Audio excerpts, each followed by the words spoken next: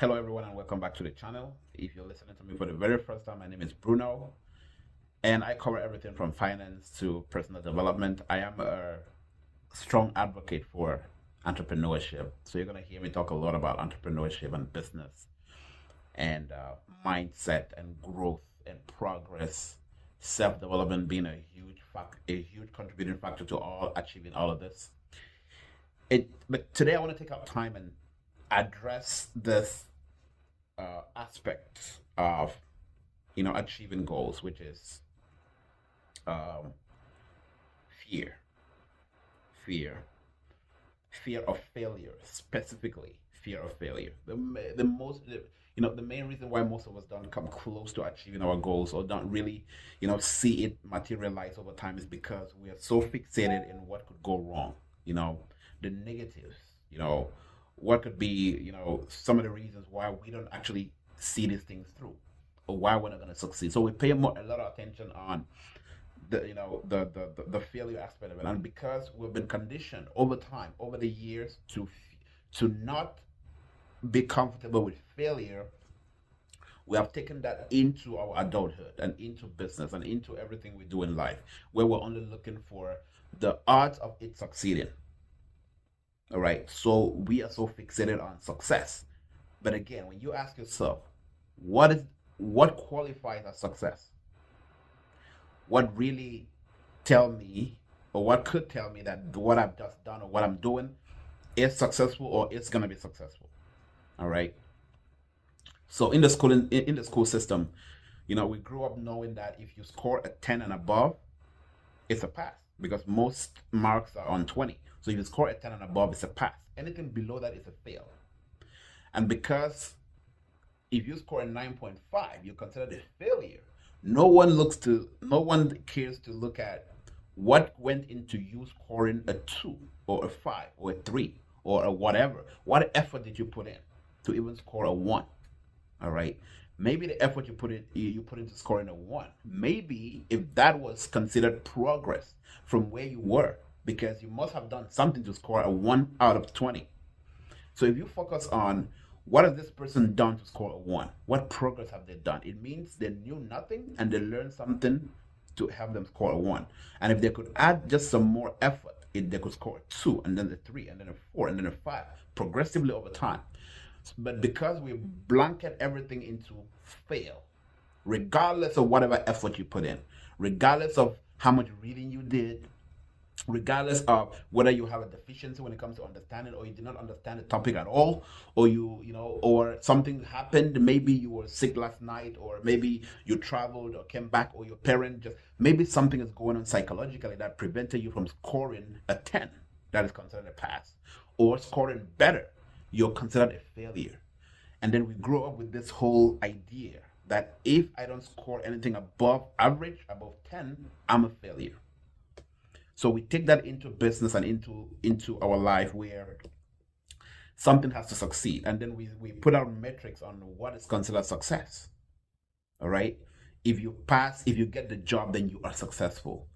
If if you get a 3% GPA, then you are successful. If you get a high paying job, then you are successful. If you buy a car, then you're successful.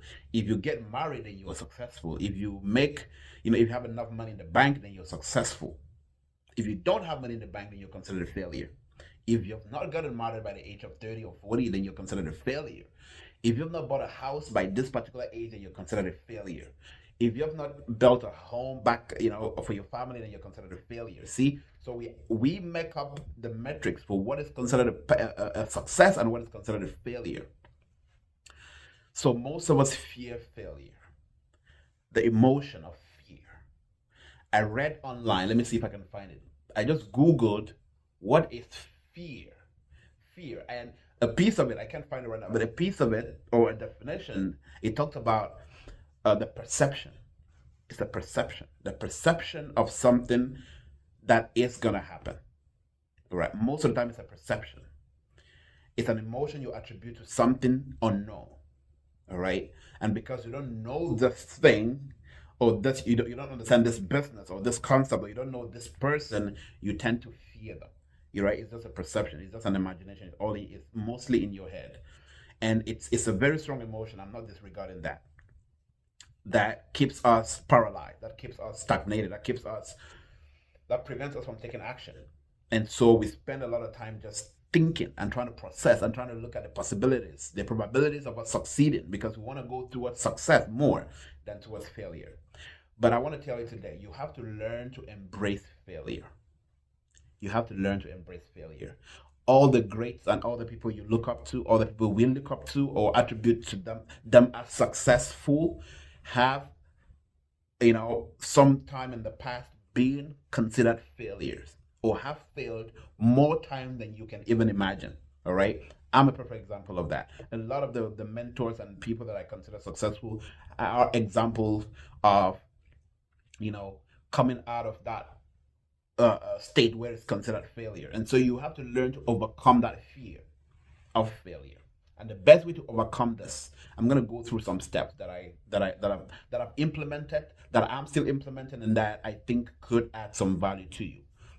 The first uh, point on this list talks about you have to reframe failure as learning. You reframe failure as learning. If you look at everything you would think of, you would think, you could think of failing in as a learning opportunity. It's gonna change your whole, your whole mindset or perception for that thing, and that could nudge you in the right direction, or push you into taking action. All right. So because you have considered failure as a negative, you don't even want to take a first step. You don't even want to attempt doing the thing. And so if you look at every possibility of failing as a learning opportunity, that could encourage you to take more action. All right. It says here that reframe failure as learning. So instead of dwelling on the negative, instead of dwelling on the negative, as you want to ask yourself, what can I learn from this experience? Or what would I do differently next time? So if you try something and fail, and it didn't work. Let me put it that way. I don't like. Let me refrain from using the word failure. If you try something and it didn't work, maybe not at all, or maybe not as fast, or not the way you want it to. What you just did right there, if you look at the progress, like the example I gave earlier, if you look into what effort did you make to actually try that thing that didn't work, and you look at, okay, if it didn't work this way, what if I try it this other way? What if I do this step instead? What if I, change the way I look at, or what if I switch things around? What is the outcome going to be? Maybe the outcome is going to be positive, maybe it's going to be negative. But if it's negative, now you just learn two ways that thing doesn't work. And if you increase if you increase your failure rate in a particular thing, you're going to learn faster than the person who just sits there, paralyzed with the whole idea of failure. All right. I talk of fail fast, fail often, fail fast, fail often, and fail forward. Because each time you fail, you're just one step closer to what is going to work. All right. I'm going to share some quotes later from very famous people who had to deal with failure earlier on. Elon Musk is a very perfect example, failing in multiple attempts to building his rocket ship, and then eventually succeeding multiple times, of spending millions to building one ship. It blows up, he does it again. It blows up, he learns something new. He tries it again, it blows up, he learns something new, he tries it again. So you see that the more you fail in a particular endeavor, you want to look at what have I learned from this failure. All right. And not just dwell on the fact that it didn't work. All right. So that is the first step. Secondly, it talks about you have to embrace a growth mindset. It all comes down to mindset, right? Your perception. Believe that your abilities and your intelligence can be developed through hard work, dedication, and persistence. Remember that mistakes are an essential part of the learning process. Mistakes are an essential part of the learning process. You have to embrace a growth mindset. Always looking at the cup half full, not half empty. Looking at what can I do differently? Who can I learn from? Or what lesson is in this process? All right. So if you just flipped your perception of the way you look at things, I think that would help you. Take more action, take more steps. Do more things to see what works and what doesn't. Then you want to focus on progress. Many times we focus on what went wrong or what could go wrong, that we fail to look at the different possibilities that could nudge you in the right direction. What I mean by that is, because we tried something and failed, we only look at, I'm a failure. This thing doesn't work. And we fail to look at what actually worked. Maybe you tried 9 steps to a thing and the last step didn't work. Doesn't mean everything else didn't work, right? 9 things worked. One thing didn't work. So why would you consider the whole process a failure? It's just one step. So figure out what extra thing to do or what you need to learn to make that step a success. So the whole process becomes a success. So I focus more on the wins. What did I do perfectly? What have I achieved so far? What could I achieve? So I focus on positive, positive. Most of the time, cloud your mind with positivity and you only see positive. Just like the same example I gave you earlier, half full or half empty. You can choose to debate why this cup is half empty, why the remaining whatever percentage is not full, or you can look at, oh my goodness, look at this is halfway full. So I want to appreciate that it's already halfway full. I want to be grateful for that. And so when you fill your mind with that, with that abundance mindset of, it's enough. What I have so far, it's enough. And I'm not just focusing on what is lacking, what is negative. I think that's going to help you overcome this aspect of failure as well. Let me move a little bit faster. Develop a problem solving mentality or problem solving skills. It talks about building resilience by learning to approach problems with a logical and analytical mindset, identifying solutions and taking action. You know, I teach a whole lot on massive action. Goal setting is great. Writing things down is amazing. Having a vision and a goals is great. But what gets you moving and what adds up to your to your hunger to do more things is action. So yes, if you thought of an idea right now, you thought of a business, you thought of a course, you thought of something you want to do, and the next thing you do is take action. You know, move in that direction. Do the thing. Don't get stuck in don't get caught up with all the nitty gritties or the thinking. I'm not saying take on calculated risks. I'm not saying do things without actually processing what are the consequences of doing that. I'm saying once you're 50% sure, not even up to 50, 40 something percent sure that this is something I wanna at least try, get into action. Get into action. When you start over analyzing or asking opinions and waiting for people to validate what you have in your head, that's when you justify not taking action. You justify the reason why it's not going to work and see possibilities of how it's going to stop or it's not going to give you fulfillment. I have a lot of people that have very brilliant ideas, very brilliant things they want to do, businesses they want to build, impact they want to make, but because they get caught up in the details. They get caught up with a lot of details, so they don't take action. Not fast enough, anyway. You know, I forgot where I read this. It said, an imperfect plan acted upon immediately is way better than a perfect plan acted upon late, which basically means if you have an idea, perfect or imperfect, try it out. Try it out and see if it works. If it doesn't, dump it, try another one. Vis-a-vis someone who is trying to perfect everything in their mind for a year or two before they take action. And they have no clue if after a year or two it's still going to work. Because again, it's still a thought and an idea. Right? No one is guaranteeing it's going to work yet. So I would rather start fast and fail forward because now I've learned something rather than waste time to still start the thing and maybe fail. Because again, the outcome is unpredictable.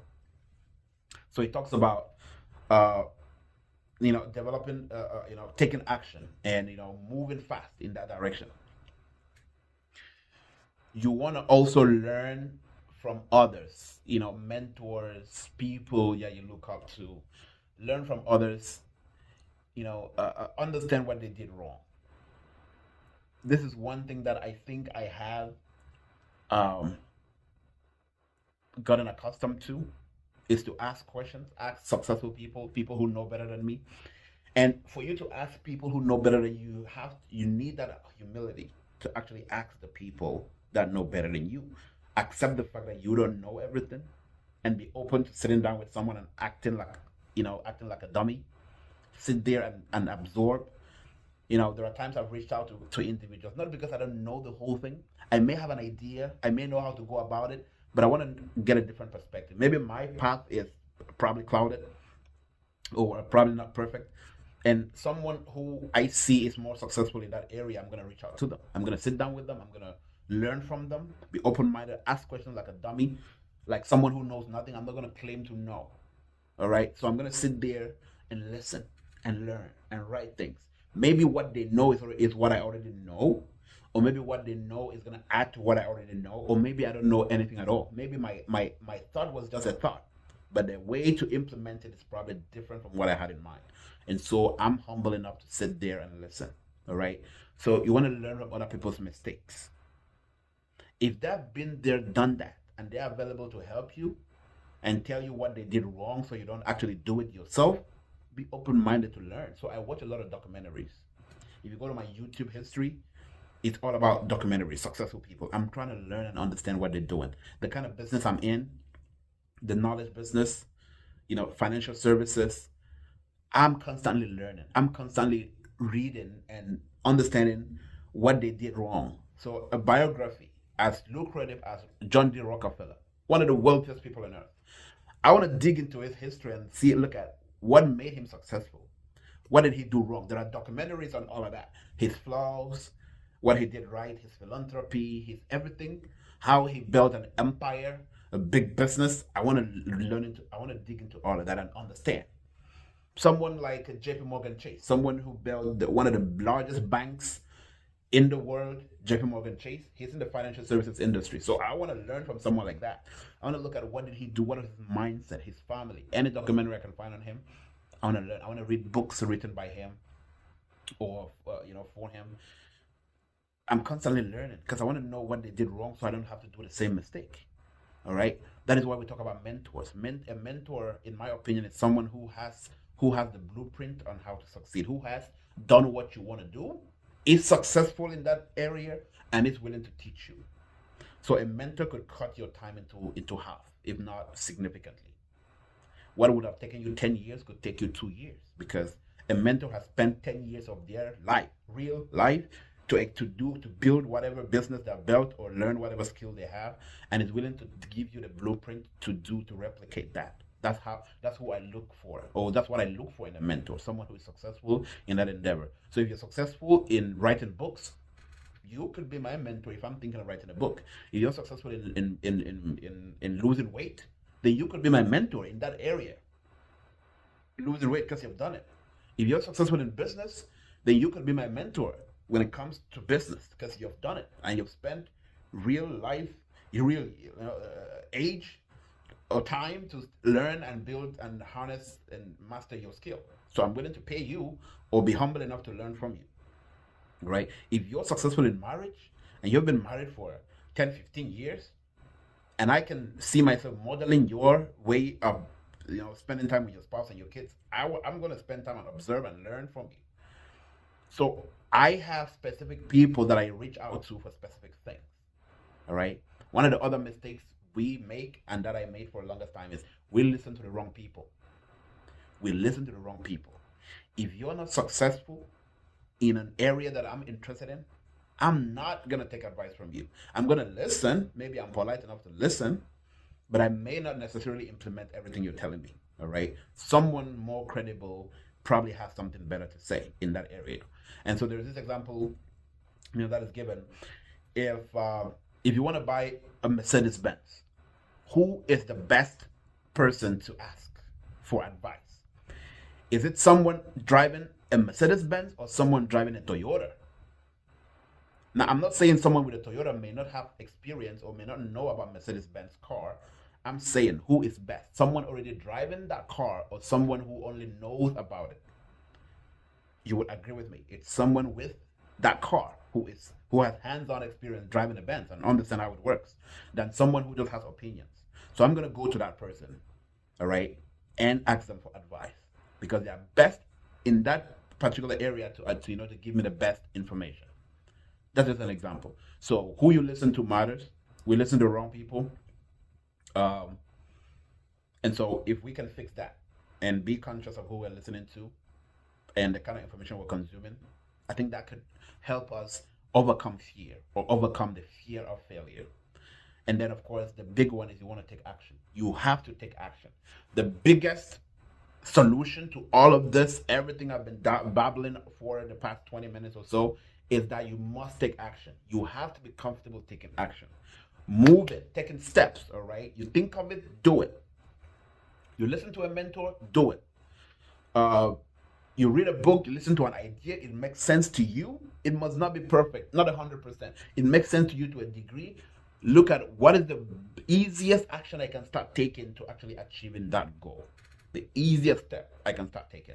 Maybe it's just making a phone call, maybe just sending a text, maybe just going online and looking it up, maybe it's just modeling someone else. Just take action, all right? That is going to help you, overcome fear. Some additional quotes here from very successful people. The first one is from Ariana Huffington. It says, failure is not the opposite of success. Failure is not the opposite of success. It's part of success. Failure is not the opposite of success. It is part of success.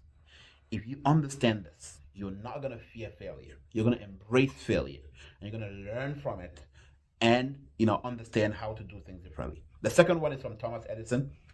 He was famously, the numbers still fluctuate depending on which site, which source you're getting it from. He was famously asked why, because he created the light bulb, the light bulb, and he's known for failing multiple times. I've heard people say 10,000 times. I've heard people say 1,000 times. Let's just take it for whatever it is. He failed. The main takeaway is he failed multiple times, but kept trying and trying and trying and trying until he succeeded. He didn't give up after the first time, after the second time, after the 10th time or the 50th time. No, he kept trying and trying and trying and trying again until he succeeded. And so he says, I have not failed. I have just learned 10,000 ways that won't work. This is the reply he gave after he was asked, why did you keep trying to create a light bulb after failing so many times? He said, he said, I did not fail. It was not failure. It was me learning 10,000 ways it was not going to work. So each time he failed, he perfected something. Then he failed again, he fixed another thing. Then he failed again, he kept fixing things until it all came together. But after multiple failures. Failing and learning. That's why I talk about failing forward, right? And then from Walter Lippmann. Walter Lippmann says, failure is tuition you pay for success. Failure is the tuition you pay for success. For something to succeed, most likely 99.9% of the time you're going to fail. It depends on what you consider failure. Failure could be delayed to actually achieving that success.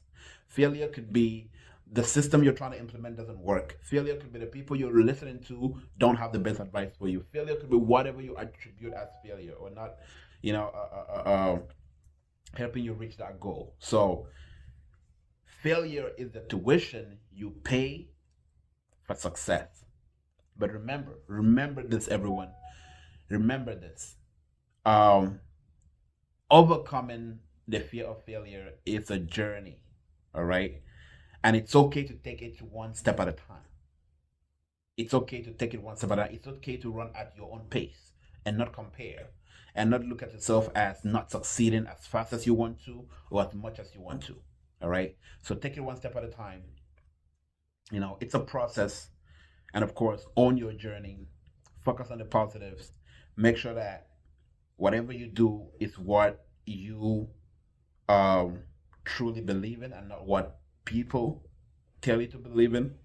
And of course, model people you consider successful in the area or the life or the journey you're trying to walk. All right.